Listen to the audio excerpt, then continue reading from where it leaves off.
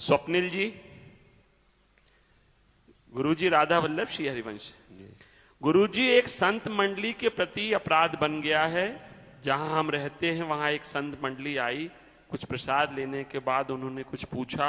उस पूछने में कुछ ऐसा नहीं था, पर हमारी दोष दृष्टि हो गई संतों के प्रति। वो क्या? तो आप बोलिए, क्या शर्माइए मत। क्या सोचा कि पता नहीं ये संत है या नहीं, सोचा कि ये संत है या नहीं। नहीं, आपने क्यों सोचा ऐसा?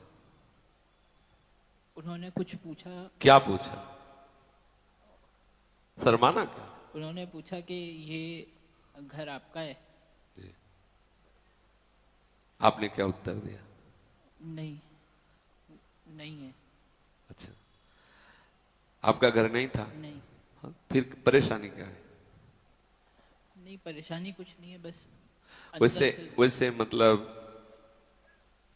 सबके लिए है ये बात कि ये भेष ऐसा है, शास्त्र में भी आया, भागवत में भी आया है कि इस भेष का आश्रय लेकर के गलत चेष्टाएं की गई। भागवत में आता है, देवराज इंद्र जो है इस भेष का आश्रय लेकर के जब 100वीं यज्ञ पूरी होनी होती तो महाराज पृथु के साथ यज्ञ के विषय की बात है, वो घोड़ा चुरा लेते थे।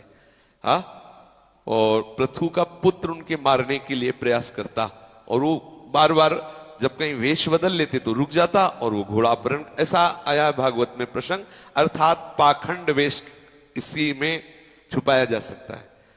अभी तुम कत्ल करो और बढ़िया तिलक विलक लगा के बाहर आ जाओ, कोई बाबा जी है भाई, भगवान का भक्त है, तो ऐसा होता है।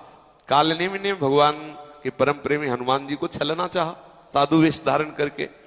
तो वैसे सद गृहस्थ में हमारा धर्म भी सुरक्षित रहे और हमारा भाव भी सुरक्षित रहे, इसके लिए जब तक आप बहुत काल तक सत्संग न किए हो तब तक उस संत को घर के अंदर प्रवेश मत होने दीजिए। उनको जब मान लो घर है तो जल पिला दीजिए, बैठिए। भोजन चाहिए तो हम आपको पैक करके भोजन दे देते हैं। अर्थ चाहिए तो आदेश नहीं है, हमारे गुरुजनों का आदेश नहीं है अर्थ देने का, स्पष्ट मना कर दे। कोई बीमार हो, कोई बहुत संकट में हो, आपको पक्का नजर आ रहा है, आप अपने उस सेवा में लीजिए, उसे ले जाइए, अस्पताल ले जाइए, लाखों लगे लगा दीजिए। लेकिन कोई मांग रहा है मुझे यज्ञ के लिए हजारों चाहिए, मुझे तीर्थ यात्रा के, आप साफ मना कर दीजिए कि हम तो देने में कोई हिचक नहीं, लेकिन हमारे गुरुजनों ने हमको मना कर रखा। अब वो चाहे गाली दे, तुम्हें चिंता नहीं करनी, साफ मना कर देना। क्योंकि जो वास्तविक यज्ञ करना चाहते हैं उनको अर्थ मांगने की जरूरत नहीं होती, क्योंकि यज्ञों में सबसे श्रेष्ठ यज्ञ जप यज्ञ होती है। और जो भजन करने वाले हैं उनके चरणों में अपने आप ऐश्वर्य झुकता रहता है, उनको ऐसे नहीं करना पड़ता, पक्का समझ लेना, ऐसे नहीं करना। हमारा सहयोग कीजिए, तीर्थ यात्रा, उनके चरणों के स्पर्श से तीर्थ बनते हैं जो संत होते हैं। तीर्थी कुर्वन्ति तीर्थानि, उनको तीर्थ यात्रा के लिए पैसे नहीं मांगने होते।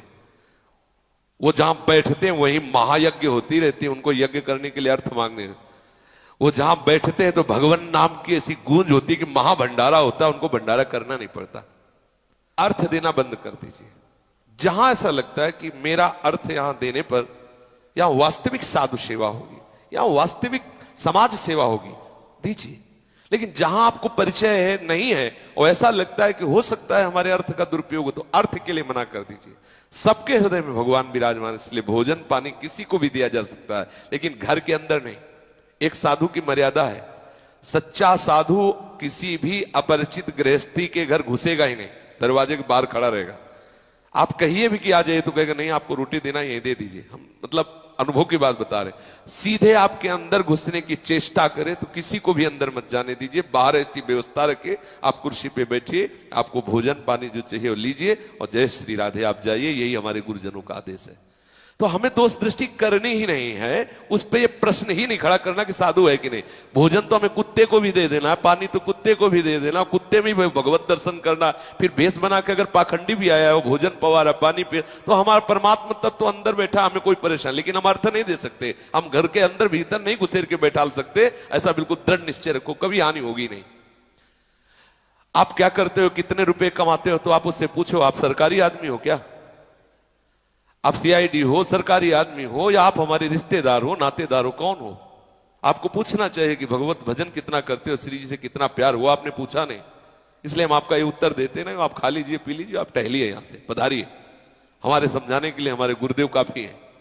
मतलब एक निष्ठा होनी चाहिए, अपमान नहीं करना, लेकिन किसी भी पाखंड को प्रवेश करने की जगह भी नहीं देनी, इतना अलर्ट होना चाहिए। पक्का समझना, कोई अपराध नहीं लगता।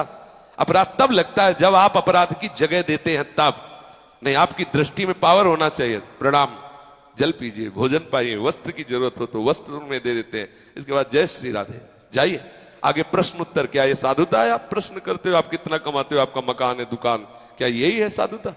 आप जाइए, आप प्रिया प्रीतम के विषय में बोलते, भगवान के विषय में बोलते, नाम जप के विषय में बोलते, ठाकुर के विषय में बोलते, जो आपका वेश है, ये क्या जानकारी आप ले रहे हो? आप ऐसे बोल सकते हो, आपका अधिकार है। इसमें नहीं डरना चाहिए कि सामने अगर सच्चा साधु है और उसने ऐसे विनोद में पूछा, आपने ऐसा कहा है, तो आपको आशीर्वाद दे के जाएगा कि बहुत सुंदर बच्चे, तुम्हारा भाव बहुत सुंदर, वो आनंदित होगा। और अगर डुप्लीकेट है तो पसीना आ जाएगा, बाहर निकल जाएगा।